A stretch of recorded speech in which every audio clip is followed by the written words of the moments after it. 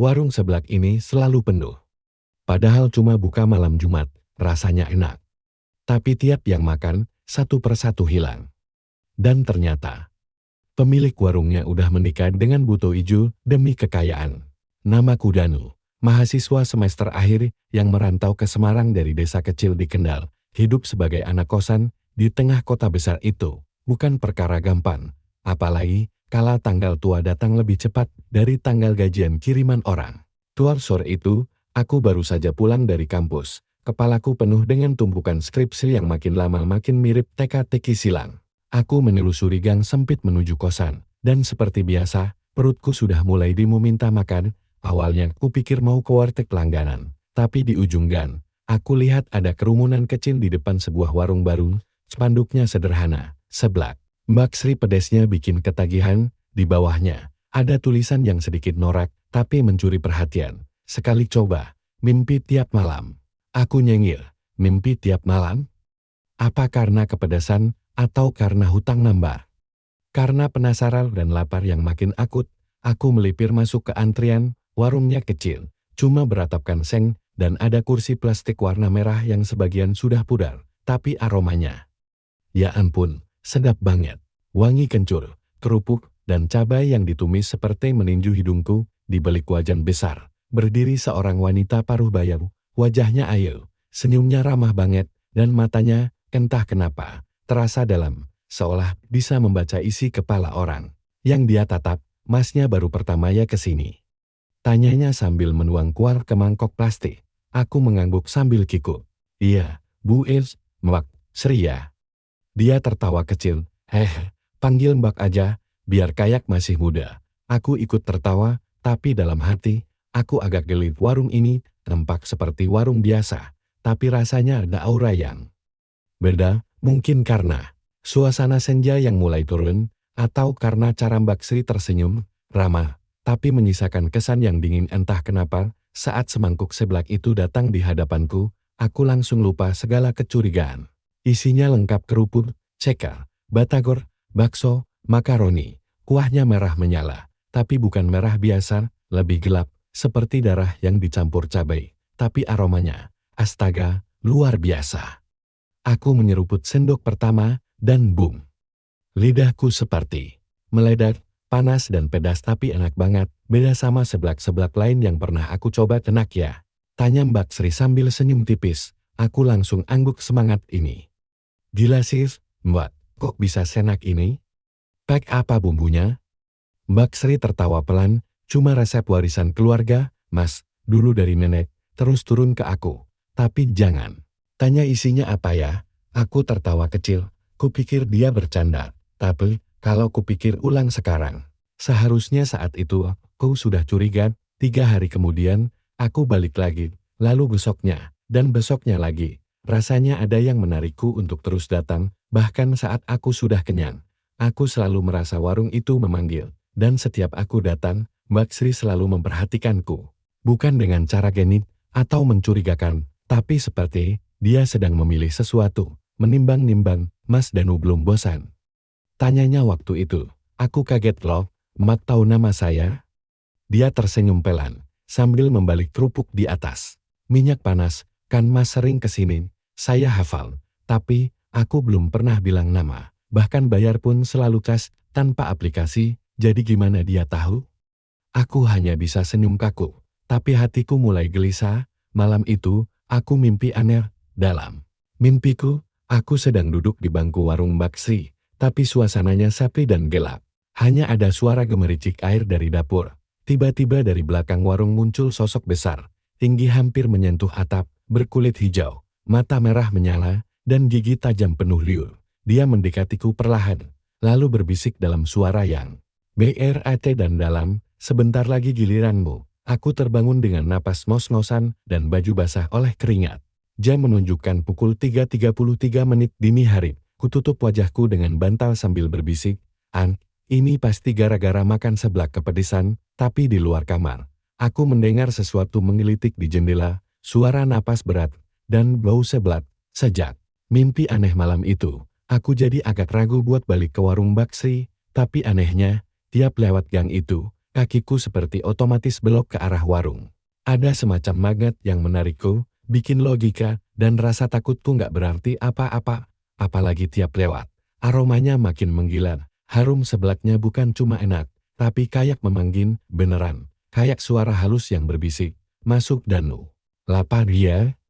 Dan entah kenapa, aku memang selalu lapar. Saat itu, hari itu aku memutuskan buat makan di warungnya lagi. Suasana masih sama, ramai. Padahal waktu udah lewat jam makan siang, anehnya, sebagian besar yang makan di sana bukan orang yang aku kenal. Sebagian mukanya asing, dan beberapa mah, karena terlihat pucat dan lesu. Tapi mereka makan seblak dengan lahap, seolah-olah itu makanan terakhir yang bisa mereka santap di dunia ini. Aku duduk di pojokan, dan tak lama semangkuk seblak favoritku disajikan. Aku ngelirik sekeliling, salah satu pelanggan duduk tepat di depanku, laki-laki berjaket biru, rambut acak-acakan, wajahnya sayu, tapi ekspresi makannya bahagia banget.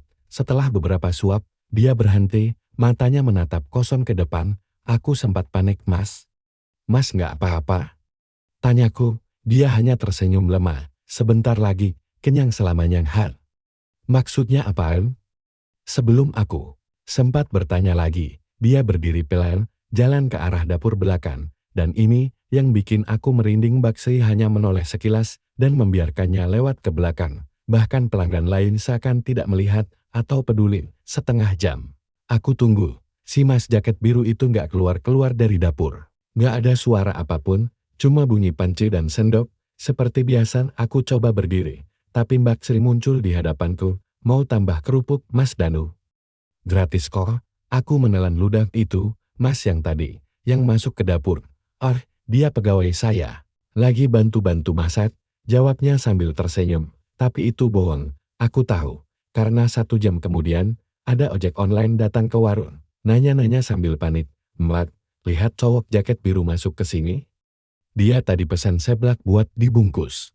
Tapi nggak pernah balik ke motornya. Mbak Sri tetap senyum, udah pulang. Mas, mungkin lewat jalan lain.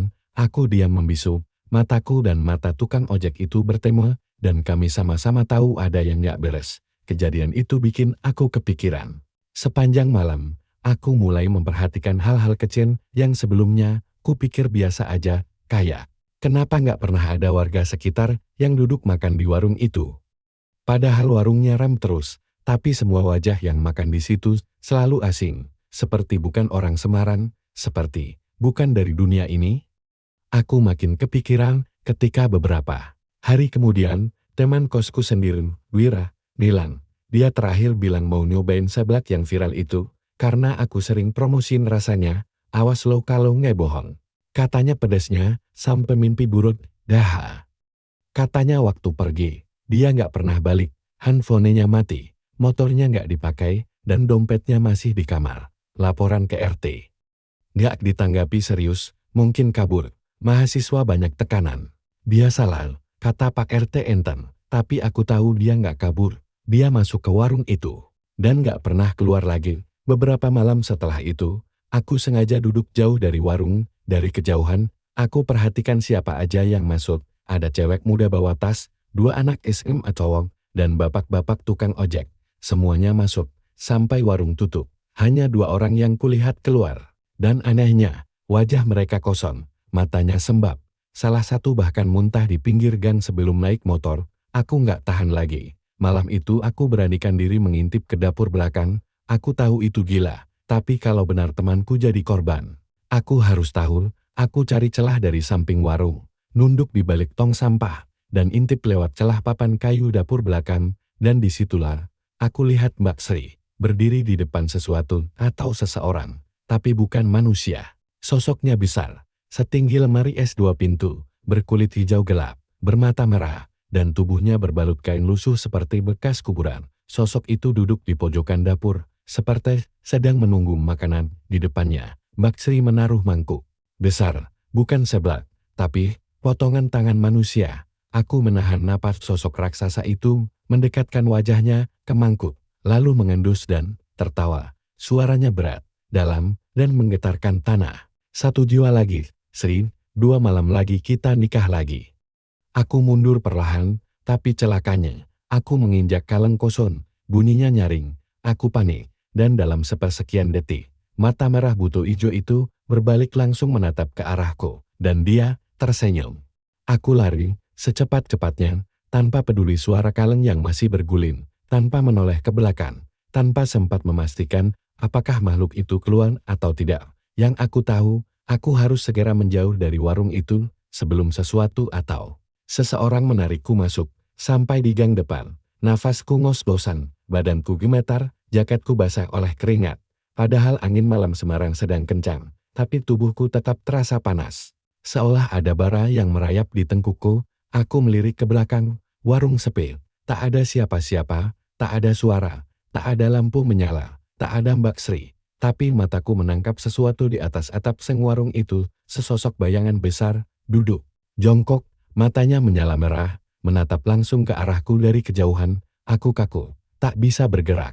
Seolah tubuhku ditahan oleh rantai tak terlihat. Tapi entah kenapa, setelah beberapa detik, sosok itu menghilang. Begitu saja, seperti kabut tipis yang menguap di udara. Aku tidak tidur malam itu. Ku pelototi jendela kos, sampai fajar muncul. Setiap suara tikus di atap, gesekan daun di luar, atau dari lemari, semuanya bikin jantungku hampir kopot.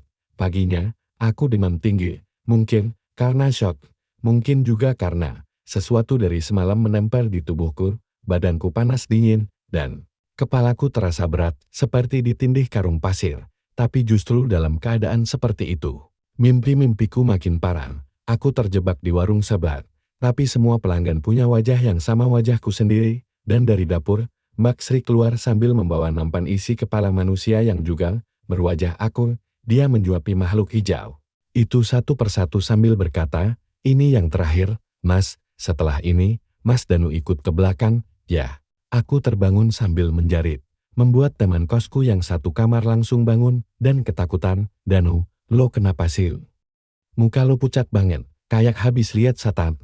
Aku hanya geleng-geleng, tak bisa menjawab, tapi dalam hati, aku tahu, aku bukan cuma lihat setan, aku sedang dikejar makhluk yang lebih tua dari kata iblis. Sore harinya, aku nekat pergi ke masjid kecil dekat gang warung itu. Kutemui Pak Ustaz di sana, namanya Pak Hamdan, orang tua sederhana yang sering kasih pengajian keliling. Aku cerita pelan-pelan, dari awal sampai akhir. Dia mendengarkan sambil diam, matanya sesekali menatap tajam ke arahku. Saat aku selesai, dia menghela napas panjang. "Kamu bukan orang pertama yang cerita begini." "Nah," ucapnya, aku menegang, "maksudnya, sudah ada yang pernah?" "Dulu, tahun 2007, ada warung mie ayam di gang sebelah. Pemiliknya juga perempuan, ramah baik. Tapi banyak pelanggan hilang, dan setiap malam Jumat Kliwon, terdengar suara tangis dan tawa bersamaan dari dapur." Aku menelan ludah. Akhirnya, warung itu terbakar. Gak tahu siapa yang bakar, tapi anehnya, jasad pemiliknya gak pernah ditemukan. Bahkan tak ada satupun tulang tersisa, dan orang-orang menduga wanita itu pindah, ganti wajah, ganti makanan, ganti nama. Aku tahu kemana arah pembicaraan ini, menjadi Mbak Sri. Pak Hamdan mengangguk pelan, dan makhluk itu, Ustaz, makhluk besar di dapurnya.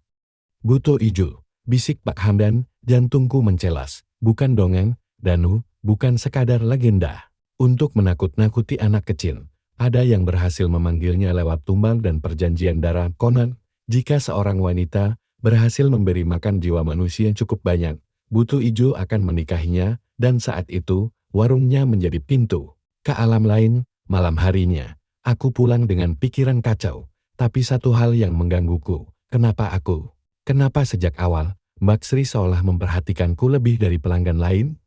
Kenapa seolah dia tahu namaku? Kenapa tiap kali aku datang, dia seperti menunggu?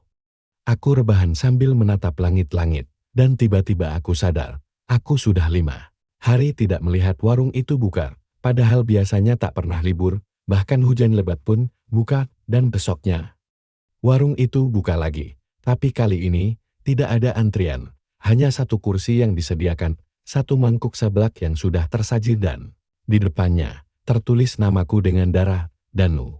Warung seblak itu buka lagi setelah 5 hari kosong. Tiba-tiba sore itu, aku melihat spanduk kembali terbentang, aroma pedasnya kembali menyebar, dan tidak ada satupun pembeli, hanya satu kursi, satu mangkuk seblak, dan satu nama tertulis. Dengan cairan yang aku tahu, bukan tinta biasa darah. Namaku. Aku berdiri di ujung gang. Tubuhku gemetar. Rasanya seperti sedang ditantang, dipanggil, atau lebih buruk lagi, dijebak, yang membuatku semakin merinding. Warung itu tidak lagi berada di tempat yang sama. Masih di gang yang sama, tapi terasa berbeda, jaraknya berubah. Bangunannya seakan lebih tinggi, dan atapnya tampak seolah-olah bergerak perlahan, seperti bernafas. Langkahku ingin lari, tapi kakiku berat. Di saat itu, seorang anak kecil tetangga kos lewat, namanya Bima, anak SD yang sering main layangan depan gang. Mas Danu, sebelahnya buka lagi ya? Tanyanya sambil menunjuk warung. Aku spontan menoleh. Bima, jangan ke sana. Tapi bocah itu hanya cengengesan, pengen nyoba. Katanya enak banget. Aku meraih tangannya. Tapi dia udah lari duluan, secepat kilat masuk ke warung itu. Aku mengejarnya sambil teriak. Tapi begitu aku sampai, warung itu kosong lagi. Tak ada meja, tak ada mangkuk, tak ada kursi. Hanya dinding kayu rapuh dan lantai tanah kosong. Seolah warung itu tidak pernah ada. Aku panik.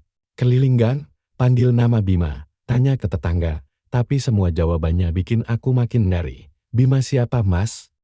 Nggak ada anak kecil di sini. Mas mimpi kali. Padahal aku kenal Bima. Bahkan aku punya video dia main layangan di handphoneku. Ku buka galeri, tapi file itu hilang. Namanya tak ada di daftar kontak. Bahkan semua foto, video, atau catatan tentang dia lenyap, seolah dia dihapus dari dunia. Besoknya, kabar menghilangnya orang-orang mulai muncul satu persatu. Pertama, tukang laundry di ujung gang. Lalu, ibu kos di seberang. Bahkan, satu teman kelasku di kampus, Fani, yang baru sekali makan di warung Mbak Sri minggu lalu. Mendadak tak bisa dihubungi, HP-nya aktif, tapi tak pernah diangkat, chat hanya centang satu. Kamar kosnya kosong, yang paling bikin aku mual. Aku pernah melihat Fani terakhir kali duduk di kursi pojok warung sebelah itu. Kursi yang sama dengan yang dulu kududuki, dan ketika aku lihat fotonya lagi di galeri, wajahnya mulai buram kabur. Seperti dilapisi kabut, seperti dihapus pelan-pelan. Aku pergi lagi ke masjid, tapi Pak Ustaz Hamdan tak terlihat. Warga bilang beliau mendadak pulang kampung, karena ada urusan keluarga, tapi aku tahu. Itu cuma alasan, karena di pintu masjid, aku menemukan selembar sobekan kertas yang seperti ditaruh dengan sengaja. Tulisannya terburu-buru, dengan tinta merah. Dia butuh 7 jiwa sebelum malam Jumat Kliwon. Jangan biarkan pernikahan itu terjadi. Atau seluruh gang ini akan jadi jalannya masuk ke dunia kita. Malamnya, aku memberanikan diri untuk berjaga.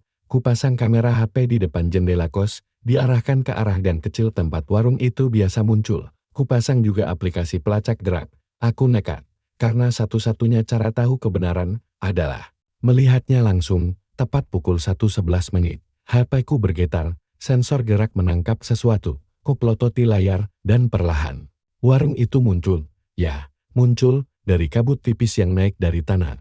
Bangunan kayu itu muncul seperti ditumbuhkan oleh tanah itu sendiri, lantai terbuka dari dalam bumi, tiang-tiang menjulang, dan suara tawa perempuan terdengar samar. Mbak Sri berdiri di depan warung, pakaiannya putih, tapi bukan putih biasa, lebih seperti kain kafan. Di belakangnya terlihat bayangan tinggi besar, tak jelas, tapi dari bentuknya, aku tahu itu buto ijo. Mbak Sri menoleh ke arah kamera HP-ku, dan dia tersenyum. Lalu, dengan suara lirih, tapi jelas terdengar dari speaker, Mas Danu, tinggal kamu satu-satunya. Ayo, waktunya akad.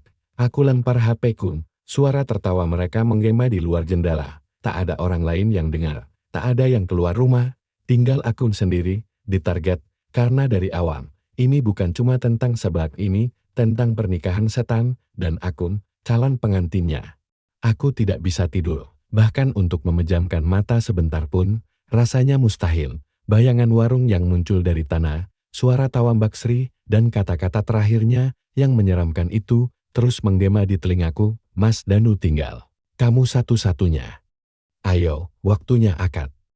Aku mulai merasa seperti sedang berada dalam lingkaran yang tak bisa kutinggalkan. Setiap langkahku ke depan, semakin menarikku ke dalam dunia mereka. Warung itu seperti magnet kegelapan menarik. Jiwaku pelan-pelan, dan aku tahu, kalau aku tidak mencari tahu siapa sebenarnya Mbak Sri, aku akan benar-benar menjadi tumbal terakhir. Besok paginya, aku pergi ke kelurahan, aku cari data kependudukan soal Mbak Sri. Namanya lengkapnya adalah Sri Lestari, perempuan kelahiran tahun 1985. Tapi data itu terhenti di tahun 2007. Tidak ada catatan domisili, tidak ada catatan KTP diperbarui, bahkan NIK-nya sudah tidak aktif. Lebih anehnya lagi, alamat yang tercantum adalah lokasi warung yang sekarang. Padahal menurut tetangga lama, lokasi itu dulunya kuburan tua yang ditimbun saat proyek gang baru dibangun. Dari situ aku ke kantor arsip kota. Kutemui seorang penjaga arsip tua bernama Pak Pur. Awalnya, dia menolak membantuku. Tapi, setelah kusebut nama Sri Lestari, ekspresinya berubah. Kamu bilang Sri Lestari yang di Gang Mawar? Tanyanya lirih. Aku mengangguk. Pak Pur menarik napas dalam. Lalu ia mengeluarkan satu berkas tua dari laci belakang. Di dalamnya, ada beberapa potongan berita lama. Headline-nya bikin darahku membeku. Warga hilang berturut-turut. Diduga terkait warung mie ayam misterius Sri Lestari. Wanita pemilik warung hilang tanpa jejak setelah warung terbakar. Beredar kabar tentang perjanjian berdarah, Buto Ijo menikahi manusia. Dalam artikel itu disebutkan, Mbak Sri dulunya memang seorang penjual mie ayam, tapi dia mengalami banyak musibah. Suaminya mati gantung diri, anaknya hilang di sungai, dan ibunya wafat misterius. Setelah itu, dia mulai dikenal sering bertapa dan mengunjungi gunung-gunung angker di Jawa Tengah. Warga sempat menemukan altar dengan patung Buto Ijo yang dilumuri darah ayam hitam. Lalu, warungnya mulai ramai. Tapi satu persatu pelanggan modal mulai menghilang. Hingga suatu malam, warga menggerebek warungnya. Tapi justru warung itu meledak terbakar. Seolah ada minyak menyembur dari dalam tanah. Dan jasad Mbak Sri tidak ditemukan. Sejak saat itu, dia lenyap. Sampai akhirnya muncul kembali. Menjual seblak. Aku terdiam menatap potongan koran itu. Nafasku berat, tanganku berkeringat. Apa dia manusia? Tanyaku. Pak Pur menatapku. Dulu mungkin, tapi setelah perjanjian itu, dia bukan lagi manusia seutuhnya. Dia bagian dari mereka, penjaga gerbang, pengantin Buto Ijo. Lalu, kenapa aku? Pak Pur diam lama. Kemudian dia mengeluarkan satu dokumen fotokopi akta kelahiran lama. Nama ayah, Sugito, nama ibu, Sri Lestari Dunia. Seakan runtuh di kepalaku. Apa maksudnya ini? Pak Pur bicara pelan. Kamu anaknya, Danu, yang katanya hilang di sungai 20 tahun lalu. Tapi ternyata, kamu dibuang, karena tumbalnya belum cukup saat itu. Dia terlalu sayang untuk menyerahkanmu saat itu, dan sekarang, waktumu sudah datang, bukan cuma kamu calon tumbal, kamu calon suami Buto Ijo. Karena darahnya mengalir di tubuhmu. Aku muntah begitu keluar dari kantor arsip, tubuhku gemetar. Jadi, ini alasannya aku selalu merasa dekat dengan warung itu. Ini alasan kenapa Mbak Sri begitu memperhatikanku. Karena aku darahnya sendiri. Anak dari wanita yang menyerahkan jiwanya pada iblis hijau penjaga gerbang. Dan sekarang, dia kembali. Bukan sekadar untuk menunaikan perjanjian. Tapi untuk menyempurnakan ikatan darah dan mengembalikan warisannya padaku. Tengah malam nanti, malam Jumat Kliwon, itulah waktu yang disebut dalam catatan Pak Ustaz Hamdan. Jika pernikahan itu terjadi, gerbang antara dunia manusia dan dunia Buto Ijo akan terbuka, dan gang kecil di Semarang ini akan menjadi awal kehancuran kota. Tapi aku tidak akan tinggal diam. Aku harus menghentikan ini, entah dengan cara apapun, walau itu berarti aku harus berhadapan langsung dengan ibuku sendiri, yang kini bukan lagi manusia. Malam Jumat Kliwon, jam dinding di kosku berdetak lambat, seperti ikut menghitung waktu menuju sesuatu yang mengerikan. Pukul 07 menit, lampu mati sendiri. HP-ku sudah tidak berfungsi sejak sore, baterainya penuh. Tapi, layarnya hanya menampilkan simbol mata satu. Dan menatapku. Aku tahu waktunya sudah dekat. Aku tahu dia akan datang menjemputku malam ini. Dan benar saja, udara tiba-tiba dingin. Padahal Semarang biasanya lembab. Kabut tipis menyusup masuk dari celah-celah jendela, membawa bau anyir dan amis bercampur aroma seblak yang memualkan. Di luar, terdengar suara sepatu hak tinggi pelan-pelan mendekat ke pintu kosku. Tok tok tok. Aku diam, jantungku berdegup seperti genderang perang. Pintu kamar bergetar, lalu perlahan membuka sendiri. Berderit panjang, Mbak Sri berdiri di sana. Tapi dia bukan lagi Mbak Sri. Kain putihnya kini berubah menjadi gaun pengantin merah darah. Rambut panjangnya menjuntai ke lantai, matanya penuh kilatan hitam pekat, dan kulitnya Bukan kulit manusia, terlihat seperti lilin yang mulai meleleh. Di belakangnya berdiri sosok tinggi besar, hitam, bermata merah menyala.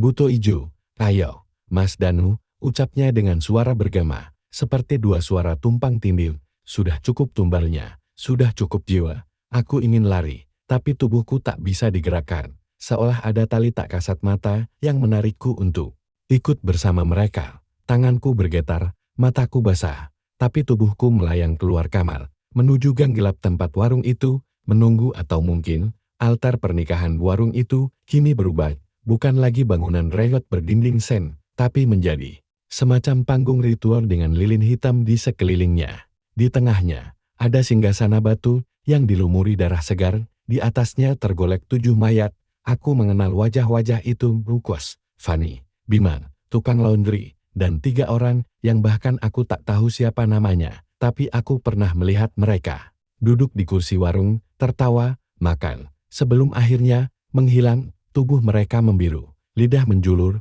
dan matanya terbuka lebar, menatap ke langit tanpa cahaya. Baksri tersenyum, 7 tumbal sudah lengkap, lalu ia menoleh padaku, sisanya darah pengantin. Darahmu, warisanmu, kita akan sempurna, Mas Danu. Setelah malam ini, kamu tak lagi jadi manusia, tapi penerus warung, penjaga gerbang, suami makhluk suci dari dunia bawah. Aku menjerit, aku bukan bagian dari ini. Tapi tangan Buto Ijo sudah menancap di bahuku, kuku panjangnya menyayat kulitku, darah mengalir deras dan jatuh ke dalam cawan batu di tengah altar. Cairan itu mendidih, membentuk simbol-simbol kuno yang berputar perlahan. Dari arah tanah, muncul suara-suara jeritan. Seperti ribuan arwah yang dikurung dalam perut bumi, mereka berteriak, merintih, meminta tolong. Atau mungkin menyambutku. Tubuhku gemetar, tapi di saat itulah, sebuah suara muncul dalam kepalaku, suara Ustaz Hamdan. Jika kau masih punya sisa kemanusiaan, lawanlah darahmu sendiri, pecahkan cawan darah itu, dan pernikahan tak akan sempurna. Aku menatap altar cawan itu, berada hanya beberapa langkah dari tempatku berdiri, tapi kaki dan tanganku terikat oleh tali gaib dari asap hitam. Aku bukan milik kalian, desisku. Baksri melengkungkan senyum, tapi kamu anakku, Mas Danu tidak. Ibuku sudah mati sejak kau menjual jiwa pertamamu. Dengan sisa kekuatan, aku menggigit lidahku sendiri hingga berdarah. Sakitnya menusuk, tapi rasa sakit itulah yang mengembalikan kendali tubuhku. Aku lompat ke depan, kakiku membentur cawan batu, brak.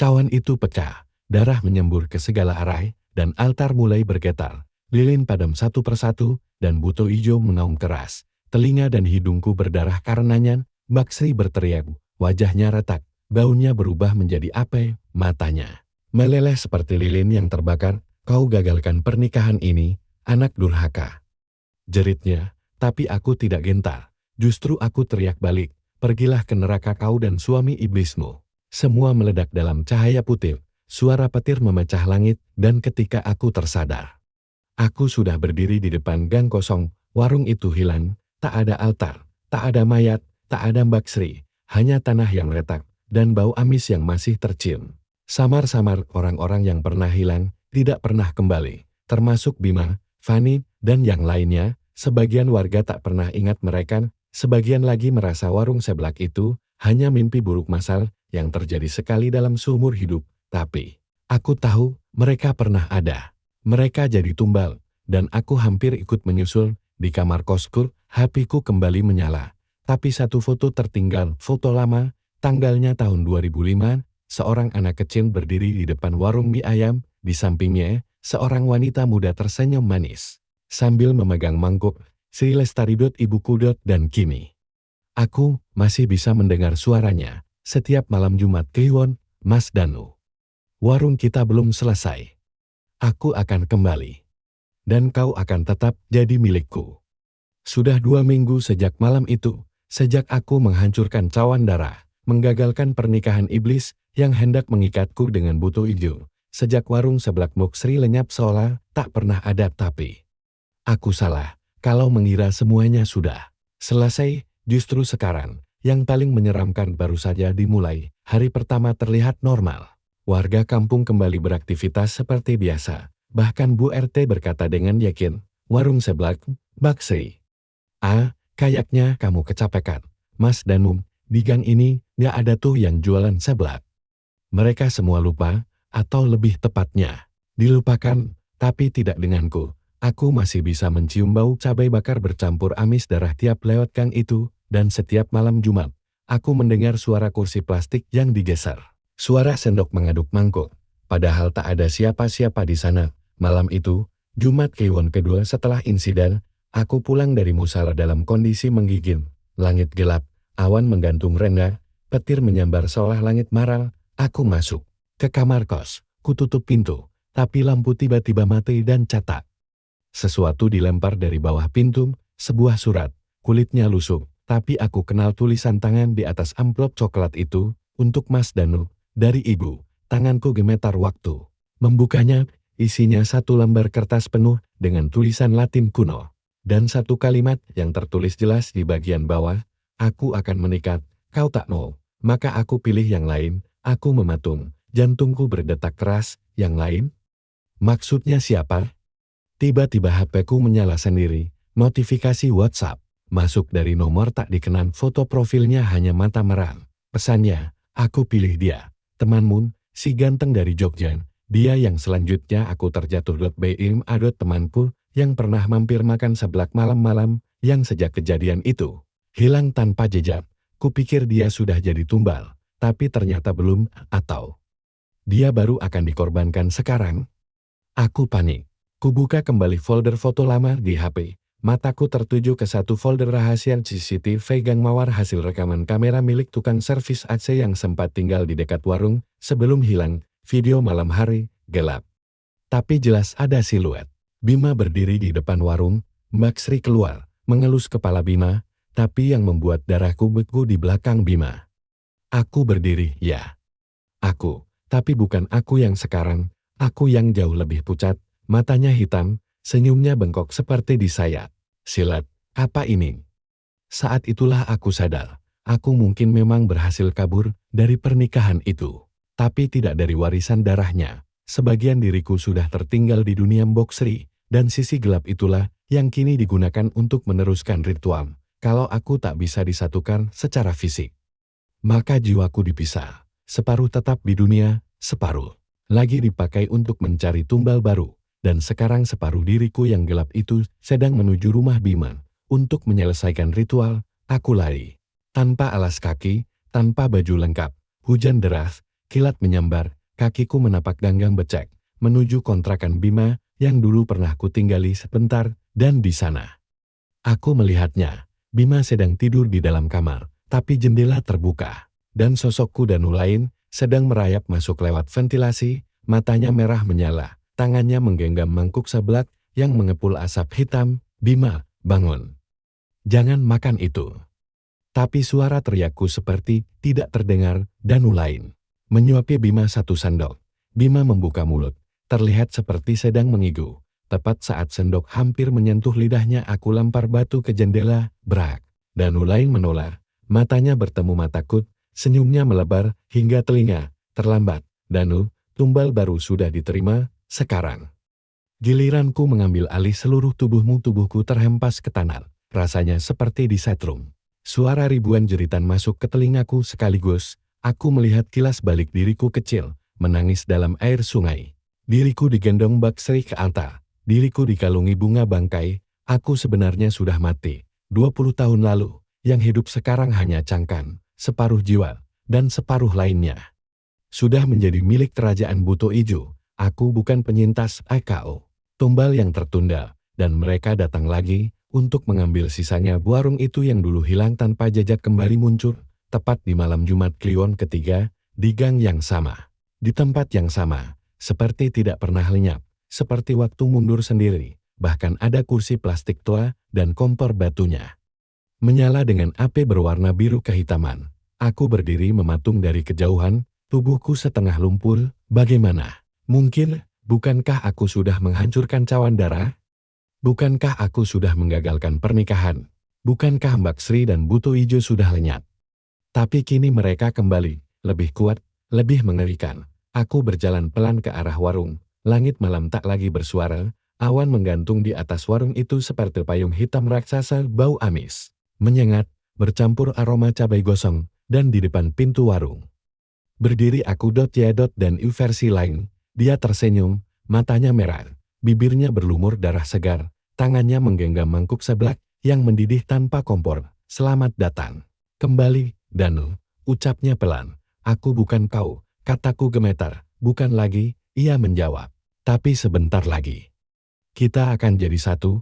Aku mundur, tapi langkahku terasa berat, seperti ada rantai yang menarik kakiku untuk maju. Warung itu bukan hanya tempat tapi magnet dari neraka, dan di dalamnya suara-suara mulai terdengar. Mas Danu, ayo masuk. Tempatmu di sini. Kau adalah darah yang dijanjikan. Suara-suara itu menyerupai ibu, teman lama, bahkan suara Ustaz Hamdan yang terdistorsi. Aku akhirnya sadar. Warung itu adalah gerbang, dan aku adalah kuncinya. Tubuhku menggigil saat Danu versi lain melangkah mendekat. Dia mengangkat mangkuk itu tinggi-tinggi dan berkata, dengan api ini, kita akan menyatu. Dan warung ini akan jadi kekal. Dan Semarang akan berlutut di hadapan Buto Ijo. Aku tak punya pilihan. Kupungut botol bensin dan korek dari warung samping. Kalau ini gerbang, maka aku harus menghancurkannya. Sampai ke akar, pelintir korek api. Api menyala di ujungnya. Kulempar ke arah warung yang kini mulai bernafas. Dindingnya bergerak seperti paru-paru. Kursi-kursi menjerit, dan lantainya penuh tangan-tangan kecil yang berusaha keluar dari bawah. Berahak, api menyambar cepat. Jeritan menggema, warung itu terbakar, kaca pecah, asap mengepul. Sosok Danu lain berteriak keras seperti kesakitan. Tubuhnya meleleh, berubah jadi lumpur hitam, lalu menguap seperti kabut. Aku terdorong ke belakang, terhempas ke tanah, semuanya gelap. Aku terbangun di rumah sakit. Ustaz Hamdan duduk di sampingku. Matanya merah, tapi bukan karena marah, karena haru. Kau selamat, Danu. Aku menatapnya, bingung. Warungnya sudah rata, api membakar habis, tapi mayat-mayat itu ditemukan. Yang hilang selama ini, aku menarik napas lega, tapi dalam hati ada yang mengganjal. Terlalu mudah, terlalu cepat. 3 hari kemudian, aku kembali ke lokasi.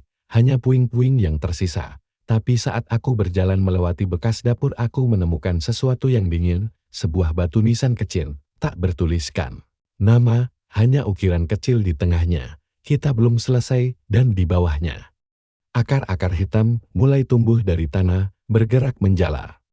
Seperti bernyawa, aku mundur, dan saat itulah peku bergetar. Nomor tak dikenal. Pesannya satu kalimat. Kau pikir membakar warung cukup? Yang kami incar adalah jiwa penjaganya. Aku menatap sekeliling, semuanya tampak tenang, tapi dalam bayangan kaca jendela, aku melihat diriku sendiri, tapi dengan mata hitam pekat. Dia tersenyum dan berbisik tanpa suara, kita akan bertemu lagi, Mas Danu. Setelah semua yang terjadi, kebakaran warung, kematian misterius, ancaman demi ancaman, aku pikir semuanya sudah mencapai akhir. Tapi aku salah, sangat salah. Karena justru setelah aku melihat batu nisan kecil itu dan pesan misterius tentang jiwa penjaga, hal-hal aneh mulai kembali terjadi, dan puncaknya warung seblak baru muncul di gang berbeda, tapi dengan wajah penjual yang sama. Pagi itu, aku turun dari ojek online dan berpapasan dengan seorang ibu-ibu muda yang baru saja beli makanan. Aduh, Mas Danu belum cobain seblak yang baru itu ya? Enak banget, loh. Nyanyi Mbok Sri. Jantungku mencelas. Aku berusaha bersikap biasa. Warung seblak di mana? Di gang belakang kampus, di depan rumah kosong yang katanya dulu tempat bunuh diri tuh. Aku berlari. Sampai di lokasi, aku langsung mencium bau cabai dan daging amis. Persis seperti aroma dari warung Mbok Sri. Dan saat kulihat ke dalam, hatiku berhenti berdetak sesaat. Dia ada di sana, perempuan itu, Mbok Sri, tapi lebih muda, kulitnya kencang, rambutnya diikat rapi, gincunya merah menyala. Namanya kini Mbak Rina, tapi wajahnya masih wajah yang sama, mata yang sama, senyum yang sama. Aku bersembunyi di balik pohon dan mulai merekam. Tapi ketika kamera HP menyorot ke wajahnya, layarnya langsung hitam. Error. Ku paksakan merekam, tapi tiba-tiba Mbak Rina menoleh langsung ke arahku, senyumnya melebar, tangannya melambai. Sini, Mas Danu, udah kutunggu. Jantungku membatu. Aku tak pernah bilang namaku, tapi dia tahu, seperti dulu, aku pulang ke rumah, dengan kepala panas, kupasang pengingat, kupasang ayat kursi di tiap sudut kamar, tapi malam itu, jam 3 pagi. Pintu kamarku diketuk, tok tok tok. Mas Danu. Sebelaknya. Belum kau habiskan, loh. Masih ada hutang darah yang belum lunas. Ketika kuintip dari lubang pintu, tak ada siapa-siapa, tapi dari lantai mengalir kuah merah menyerupai darah, panas, dan berbau seperti daging busuk, dan dari sela-sela udin, muncul suara, tumbal terakhir. Dia milikmu, adikmu sendiri. Tinggal antarkan. Aku teringat sesuatu yang lama kubuang dari ingat N.R.N.I. adikku satu-satunya. Sejak kecil kami dipisahkan, karena tragedi keluarga, kami dibawa oleh dua keluarga berbeda, dan kini aku tahu kenapa kami dipisah, karena satu di antara kami adalah calon tumbal terakhir. Entah siapa yang lebih dulu diramal, tapi kini mereka meminta adikku, dan jika aku menolak, warung-warung itu akan terus muncul dengan wajah yang sama, dengan mangkuk-mangkuk panas penuh kuah darah. Aku sadar satu hal, warung boksi tidak pernah benar-benar terbakar, ia hanya berubah wujud menjadi siapa saja, di mana saja. Selama masih ada orang yang lapar akan keserakahan, popularitas, dan kekayaan, warung itu akan terus buka, dan kini dia hanya ingin satu hal, tumbal terakhir adikku. Sejak warung baru itu muncul, hidupku tak pernah lagi damai. Setiap malam Jumat, selalu ada yang datang mengetuk, kadang suara perempuan, kadang suara anak kecil, kadang suaraku sendiri, tapi yang mereka minta selalu sama, antarkan adikmu. Atau kami akan menjemputnya sendiri. Aku terpojok, adikku, Rani. Baru saja kutemukan 2 hari lalu, setelah 15 tahun terpisah.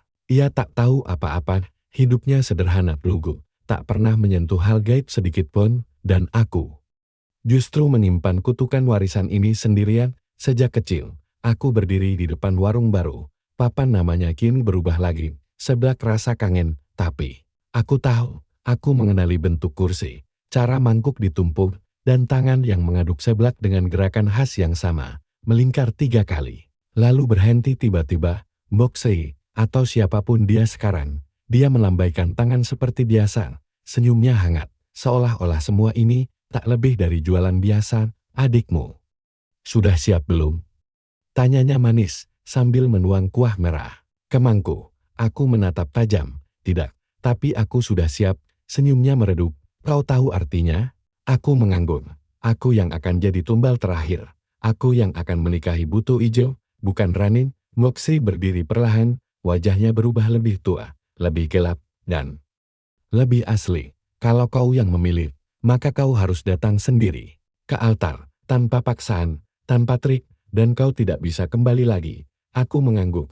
Langit malam mendadak gelap pekat, petir menyambar, dan dari balik dapur warung terbukalah sebuah pintu merah, berukir simbol-simbol kuno, udara dari dalamnya dingin dan panas dalam waktu bersamaan.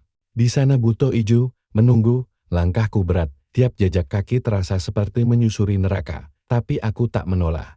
Aku hanya membawa satu hal, sepotong foto masa kecil, aku dan Rani, berdiri di depan sawah, tersenyum. Dia tak boleh jadi korban. Biar aku saja. Saat aku masuk ke dalam altar, Buto Ijo berdiri. Tubuhnya tinggi menjulang, matanya merah menyala, dan darah menetes dari setiap pori-porinya. Kau datang dengan kemauan sendiri.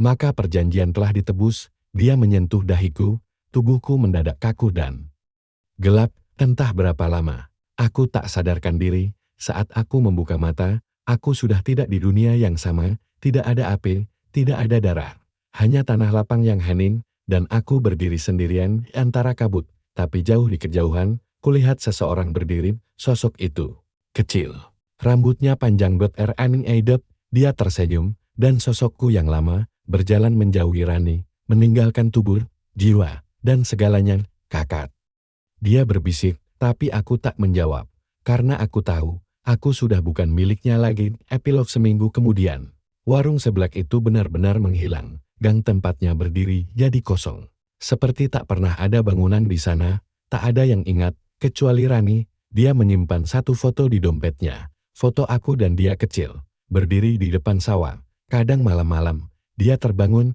dan bermimpi aku masih memanggilnya dari kejauhan, tapi dalam mimpi itu, aku selalu berdiri di balik dapur warung, mengaduk seblak dengan kuah merah yang mendi dihadap sendiri abadi. Gimana menurut kalian cerita barusan? Apa kalian percaya kejadian kayak gitu bisa beneran terjadi? Atau jangan-jangan kalian pernah ngalamin hal yang mirip? Coba tulis di kolom komentar ya. Aku penasaran banget sama pendapat kalian. Dan jangan lupa, klik tombol subscribe biar kalian gak ketinggalan cerita-cerita seram dan penuh drama lainnya. Karena setiap malam, akan ada cerita yang bikin bulu kudukmu berdiri. Sampai jumpa di video selanjutnya. Stay safe, stay waras. Dan jangan lupa, selalu waspada.